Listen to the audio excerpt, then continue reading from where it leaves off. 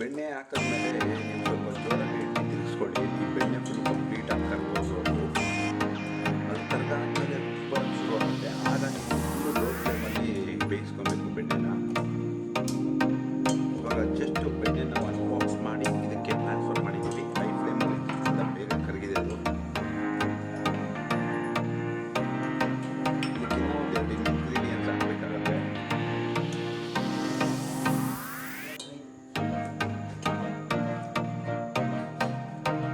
ಬೆಣ್ಣೆನ ಈ ರೀತಿ ತಿರುಗಿಸ್ತಾ ಇರಿ ನೀವು.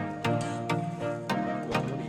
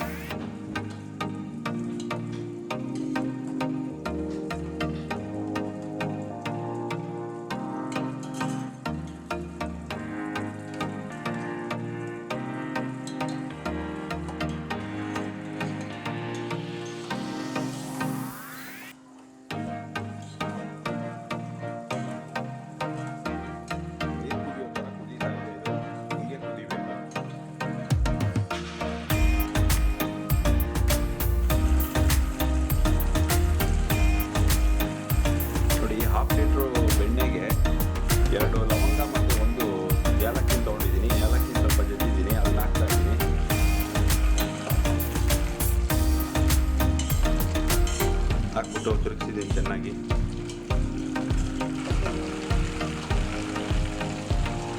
ಇವಾಗ ನೋಡಿ ಮೊಸರಲ್ಲಿ ತುಳಸಿ ಡಿಪ್ ಮಾಡ್ತಾ ಇದ್ದೀನಿ. ಡಿಪ್ ಮಾಡಿಬಿಟ್ಟು ಇದ್ರೊಳಗೆ ಹಾಕ್ತಾ ಇದ್ದೀನಿ. ಜೊತೆಗೆ ವೀಳ್ಯದೆಲೆ ಇದನ್ನು ಡಿಪ್ ಮಾಡಿ ಇದ್ರೊಳಗೆ ಹಾಕ್ತಾ ಇದ್ದೀನಿ. ಇವಾಗ ಪಟ ಪಟ ಅಂತ ಸೌಂಡ್ ಬರ್ತಿದೆ ನೋಡಿ, ಅದು ಮೊಸರು ಇರೋದ್ರಿಂದ.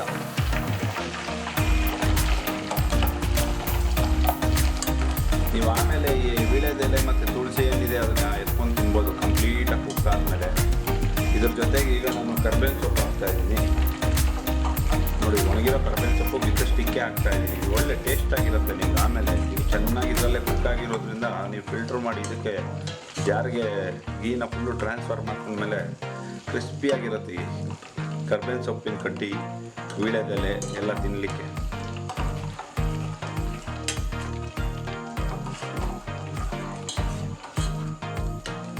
ಇವಾಗ ಲೋ ಫ್ಲೇಮಲ್ಲಿ ಇಟ್ಟಿದ್ದೀನಿ. ಒಂದು 2 ನಿಮಿಷ ಲೋ ಫ್ಲೇಮಲ್ಲೇ ಬೇಯಲಿ ಕ್ಲೀನಾಗಿ. ಈ ನೊರೆ ಎಲ್ಲ ಹಂಗೆ ಇದಾಗತ್ತೆ ನೋಡಿ. ಈ ಕಂಪ್ಲೀಟಾಗಿ ನೊರೆ ಹೋದ್ಮೇಲೆ ಕ್ಲೀನಾಗಿ ಕಾಣ್ತಿದೆ. ಈಗ ಇದು ಆಫ್ ಮಾಡಿ ಒಂದು 5 ನಿಮಿಷ ಆಗಿದೆ. ಯಾವ ಥರ ಇದೆ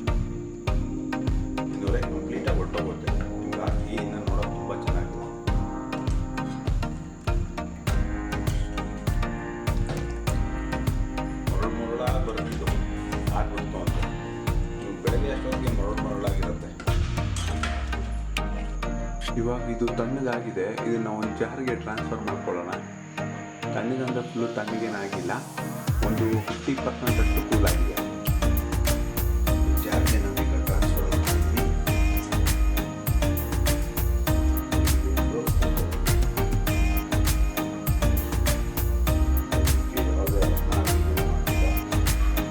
ಅದು ನ್ಯಾಚುರಲ್ ಆಗಿ ಬಂದಿರೋದು.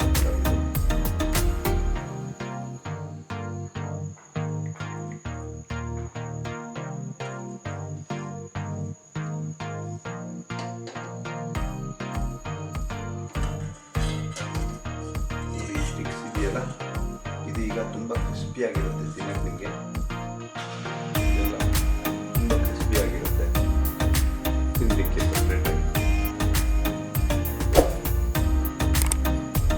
ಯಾವಾಗ ಸ್ಟೋರ್ ಮಾಡಿಟ್ಟಿದ್ದಕ್ಕೆ ತುಪ್ಪ ಯಾವ ಥರ ಮರಳಾಗಿ ಕೆಳಗಡೆ ಸ್ಟೋರ್ ಆಗಿದೆ, ಅದು ಬಿಸಿ ಇದ್ದಿದ್ದು ಹಾಕಿದ್ರಿಂದ ಆ ಥರ ಆಗಿದೆ. ನೀವು ತಣ್ಣಗಿರೋದು ಹಾಕಿದ್ದಿದ್ರೆ, ತಣ್ಣಗಂದರೆ ಒಂದು 10 ಡಿಗ್ರಿಯಲ್ಲಿದ್ದಾಗ ಇದಕ್ಕೆ ಟ್ರಾನ್ಸ್ಫರ್ ಮಾಡಬೇಕು, ಆವಾಗ ತುಂಬ ಚೆನ್ನಾಗಿರುತ್ತೆ, ಮರಳಾಗಿ ಬರುತ್ತೆ. ಈಗ ಹಾಫ್ ಅಷ್ಟೇ ಮರಳಾಗಿದೆ, ಇನ್ನು ಮಿಕ್ಕಿದ್ದು ಮರಳಾಗೋಕ್ಕೆ ಇನ್ನೂ ಟೈಮ್ ತೊಗೊಳುತ್ತೆ.